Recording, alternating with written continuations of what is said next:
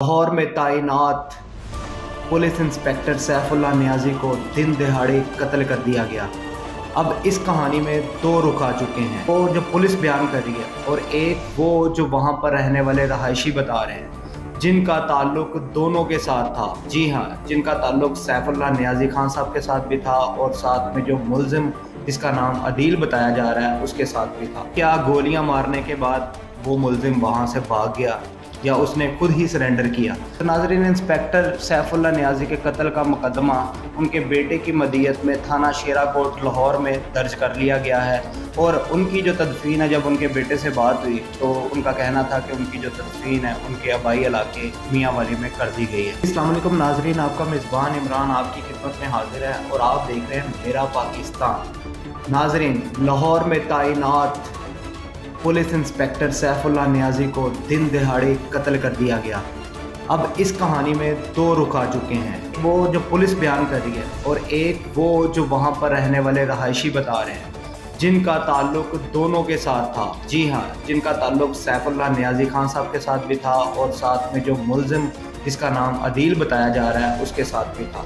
तो पुलिस की तरफ से जो मौक़िफ़ आया, पुलिस का कहना ये है कि जिस दिन ये वारदात हुई उस दिन मामूल के मुताबिक सैफुल्लाह नियाज़ी साहब, जिनकी ड्यूटी बाबू साबू इंटरचेंज पर नाके पर थी, वो वहाँ पर आए और उन्होंने नाके को अच्छे तरीके से चेक किया। वहाँ पर जो मुलाजमिन ड्यूटी सर अंजाम दे रहे थे उनको चेक किया और चेक करने के बाद वो वापस अपने घर लौट गए। लेकिन जैसे ही वो अपने घर लौट गए, थोड़ी देर के बाद उनका घर बिल्कुल बाबू साबू इंटरचेंज के करीब ही था, तो वहाँ पर फायरिंग की आवाज़ सुनाई दी। मुलजिम अदील था, उसने गोलियां मारकर कत्ल कर दिया। गोलियों की जो आवाज़ थी वो वहाँ नाके पर मौजूद अहलकारों को भी सुनाई दी। तो क्या गोलियां मारने के बाद वो मुलजिम वहाँ से भाग गया या उसने खुद ही सरेंडर किया? जो वहाँ पर मौजूद डॉल्फिन के 4 अहलकार थे, जब उनको 15 के ऊपर कॉल रिसीव होती है तो वो वहाँ पर चले जाते हैं। उनका कहना था कि हम जब वहाँ पर पहुँचे तो तकरीबन 2 मैगज़ीन वो ऑलरेडी खाली कर चुका था और हमने उसको घेरे में लेकर उसको पकड़ लिया। तो उसके बाद हमने अपने हुकामे वाला को कॉल की और उनको रेस्क्यू का बोला, ताकि अगर रेस्क्यू टाइम पर आए तो जो मकतूल है उसको बचाया जा सके। लेकिन जब उसके बाद हमने मुलजिम अदील से तफ्तीश की कि आपने इनको क्यों मारा, तो मुलजिम अदील का कहना था कि ये मुझे रोज़ गाली गलौज करता था और आज मेरी इज्जत ने गवारा नहीं किया तो मैंने इसको गोलियां मारकर कत्ल कर दिया, और अगर आप ना आते तो मैं तीसरा मैगज़ीन भी इस पर खाली करने वाला था। मुलजिम अदील है वो करीब ही वर्कशॉप पर काम करता था और जो इंस्पेक्टर साहब है उनके रूम की सफाई भी करता था। तो आज भी वो मामूल के मुताबिक उनकी रूम की सफाई कर रहा था, जहाँ पर इनकी आपस में तलक कलामी हुई, जिसके बाद सैफुल्लाह नियाज़ी खान साहब के पिस्टल से ही उसने गोलियां फायर की और सैफुल्लाह नियाज़ी को कत्ल कर दिया। ये था कहानी का एक रुख। अब कहानी के दूसरे रुख की तरफ आते हैं, जो वहाँ के रहायशी भी बयान करते हैं। और इसके अलावा जब हमने अपने ज़राए से मालूम करना चाहा तो वहाँ पर भी हमें पता चला कि जो सैफुल्लाह नियाज़ी खान साहब थे वो तबीयत के बहुत सख्त थे। जहाँ पर पहले भी उनकी ड्यूटी लगाई गई पब्लिक डीलिंग में, वहाँ पर अक्सर वो लोगों के साथ झगड़ा करते हुए पाए गए। और इससे पहले वो थाना लारी अड्डा और थाना मुगलपुरा में SHO भी तैनात रह चुके थे। लेकिन उसके बाद उन्होंने इनका लड़ाई झगड़ा है वो इनका मामूल बन चुका है। आ जाते हैं मुलजिम अदील के साथ सैफुल्लाह नियाज़ी का क्या रिश्ता था। तो मुलजिम अदील बेसिकली जिस फ्लैट में सैफुल्लाह नियाज़ी साहब रहते थे उसके नीचे वाले फ्लोर में मुलजिम अदील और उसके बाकी साथी भी वहाँ पर रहते थे, जो एक वर्कशॉप पे काम करते थे।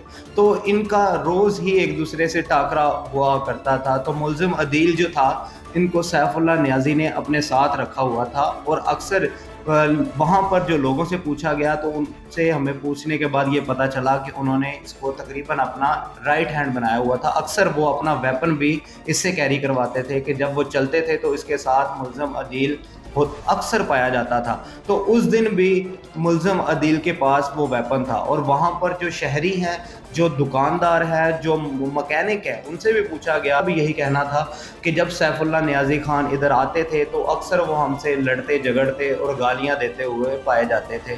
तो उस दिन भी कुछ ऐसा ही हुआ कि मुल्ज़म अदील से ये पूछा गया, तो मुल्ज़म अदील का कहना था उस दिन भी मैं उनके साथ ही था। इन्होंने मुझे बाज़ार से कुछ सामान लाने के लिए भेजा जो कि करीब ही था, तो सामान लेकर वापस आया तो फिर मेरी इनके साथ तलब कलामी हो गई और इन्होंने मुझे माँ बहन की गालियाँ दी जो कि मुझसे बर्दाश्त ना हुई।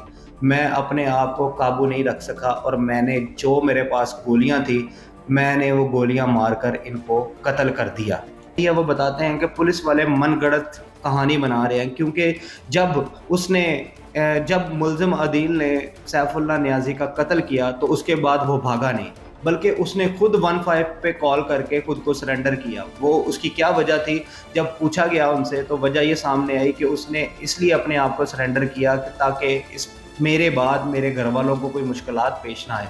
तो उसने अपने आप को पुलिस के हवाले कर दिया। साथ काम करने वाले मैकेनिक थे, उनका भी कहना था कि अगर ये कत्ल किया है तो बहुत अच्छा किया है, हम इसके हामी हैं, क्योंकि जो सैफुल्लाह नियाज़ी था उसकी ज़ुबान और उसका रवैया हमारे साथ बिल्कुल अच्छा नहीं था। जब भी वो हमसे मिलता गुज़रता तो हमें यहाँ पर गालियाँ देता, बुरे अल्फाज से पुकारता।